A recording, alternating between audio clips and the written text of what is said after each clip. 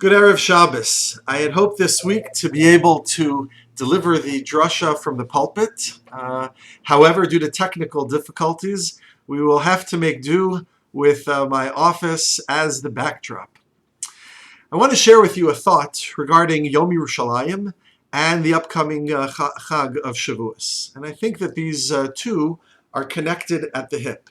In fact, Yom Yerushalayim, the very first day that Yerushalayim was opened to the public in June of 67 was on Shavuos, when Jews for the first time after a 20-year hiatus had been able to stream into Yerushalayim freely, uninhibited, without fear, and were able to go and see the Kotel and daven by the Kotel and be in the old city of Yerushalayim.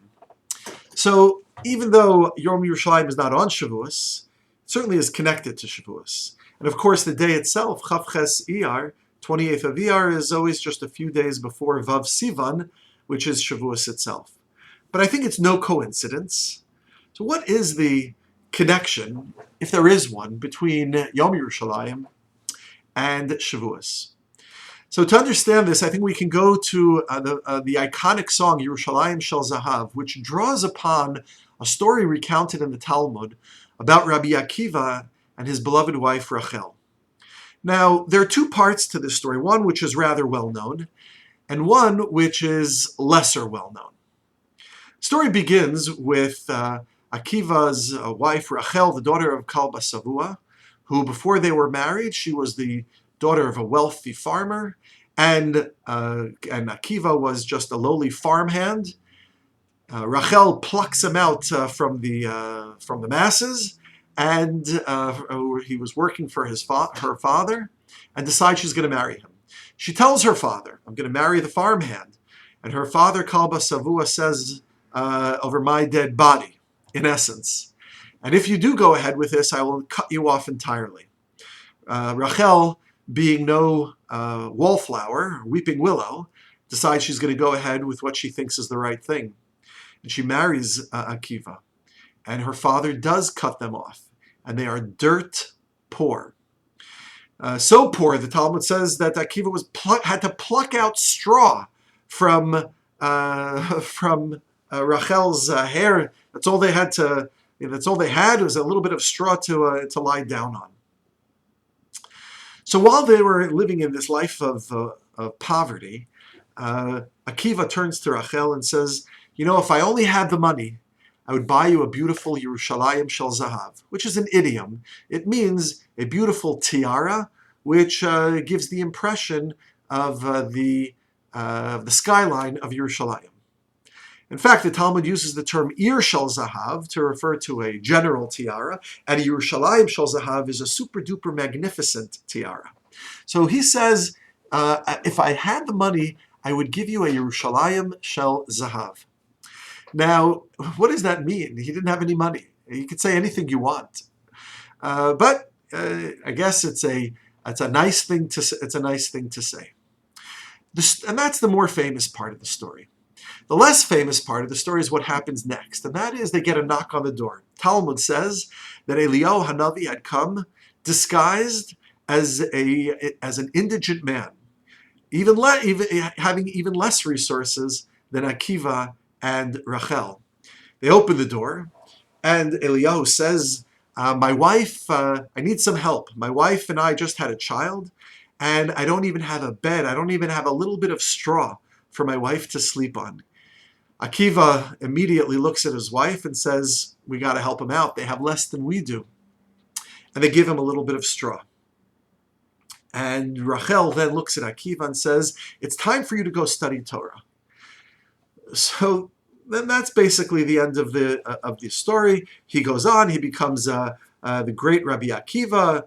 Ultimately, he comes back, and they live a life of prominence. Her father ultimately accepts him back into the family. But the essential part of this story here, Akiva's giving a golden tiara, Eliyahu Hanavi coming, and then Rachel sending him off to study Torah. These seem to be three disparate things, but they're stuck together in the same story. And I think that they're not disparate at all. They're actually connected in a very deep way. The common denominator here is the notion of Mesiros Nefesh, which means sacrifice.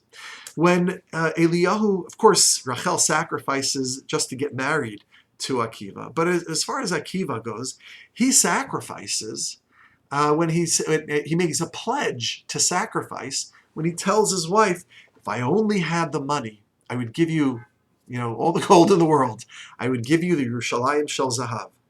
What does it mean? It means nothing. I don't have anything. I can give you I can offer you the world when I don't have the wherewithal to pay for it. It's a meaningless gesture, or it could be a meaningless gesture. The Talmud says immediately Eliyahu knocks on the door, and he tests Akiva about regarding his commitment to Mesiras Nefesh, to sacrifice. And he says, by the way, my wife and I we need some straw. The only thing that Akiva has is a little bit of straw. Will he part with it? Will he sacrifice it? And he looks to his wife and he says, honey, they have even less than we do. Let's give him some straw. Akiva demonstrates Mesiras Nefesh, sacrifice. And Rachel looks at him and says, I see now that you do indeed have the essential quality which is necessary for success in Talmud Torah, for success in Torah. And that is Mesiras Nefesh, sacrifice, being able to sacrifice.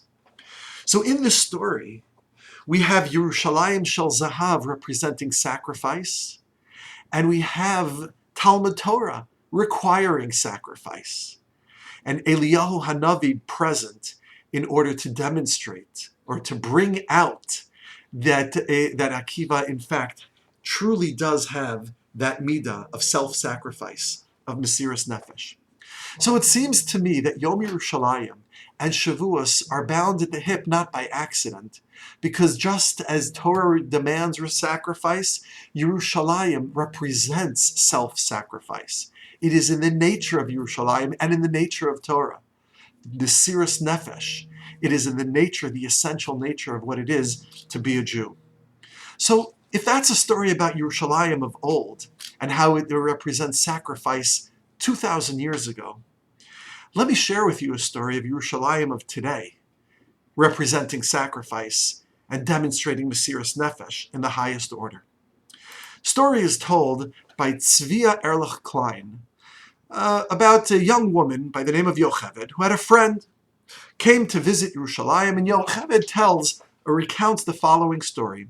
Her friend who was visiting Eretz Yisrael had a cousin in Yerushalayim who desperately needed a babysitter one afternoon for a few hours.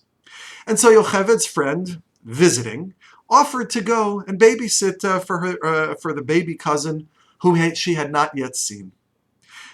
She came to the apartment and began her babysitting duties. The baby was sleeping when the mother had to leave, and everything looked quiet, and it looked like it was going to be a fine afternoon babysitting in Yerushalayim.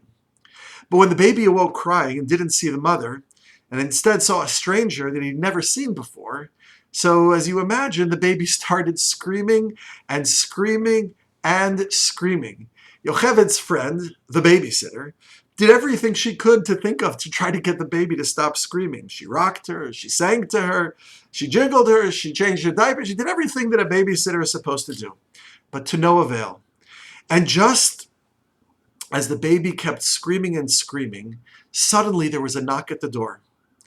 And a woman comes in and she says, I've come to help you out. I heard the baby screaming. I've come to help you with the baby. So she picks up the infant. She swaddles the infant. She calms the infant. And after a few minutes, she puts the baby down, calm and quiet. Yocheved's friend, the babysitter, thanks her profusely, and she goes on her way. Now, it happened only a few days later that the babysitter found out the backstory. This wasn't some next door neighbor that happened to hear a baby crying. It turns out that it was some stranger off the street.